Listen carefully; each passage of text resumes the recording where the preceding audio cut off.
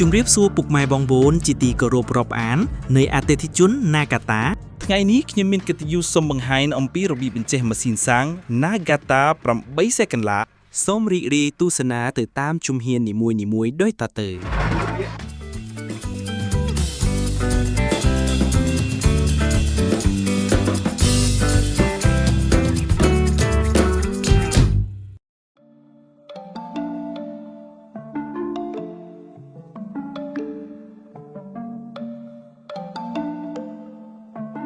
ជាដំបូងយើងត្រូវពិនិត្យលើប្រេងម៉ាស៊ីនសិន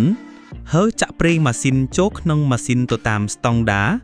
គឺចាក់ប្រេងម៉ាស៊ីនឲ្យស្មើនឹងមាត់ស៊ីឡាំងម៉ាស៊ីនដោយដែលបងប្អូនបានទស្សនាវីដេអូនេះ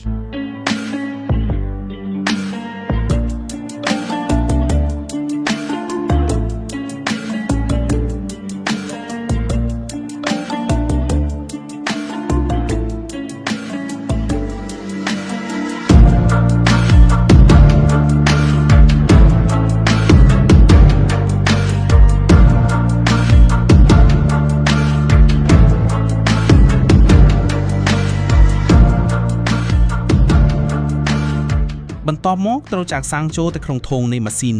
ប្រការគួរជៀសវាងមិនគួរមានភ្លើងនៅជិតអាចបណ្ដាលឲ្យឆាប់ឆេះបាន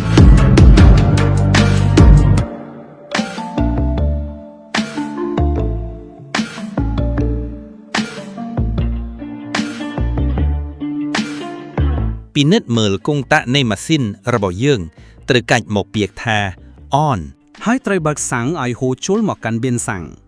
បិទ air សិនត្រូវទាញកន្ត្រាក់ដោយដៃនិងប្រើកម្លាំងខ្លាំងល្មមដែលអាចឲ្យម៉ាស៊ីនដំណើរការបាន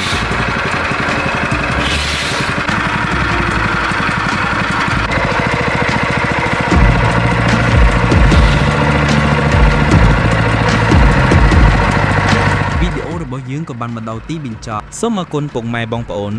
ដែលបានទស្សនាវីដេអូរបស់យើងខ្ញុំសូមជួយចុច follow និង like page របស់យើងខ្ញុំដើម្បីបានព័ត៌មានថ្មីៗអំពីផលិតផល Nagata បើបងប្អូនមានចម្ងល់អ្វីអាចឆាតមកកាន់យើងខ្ញុំយើងរីករាយឆ្លើយតបរាល់សំណួររបស់លោកអ្នក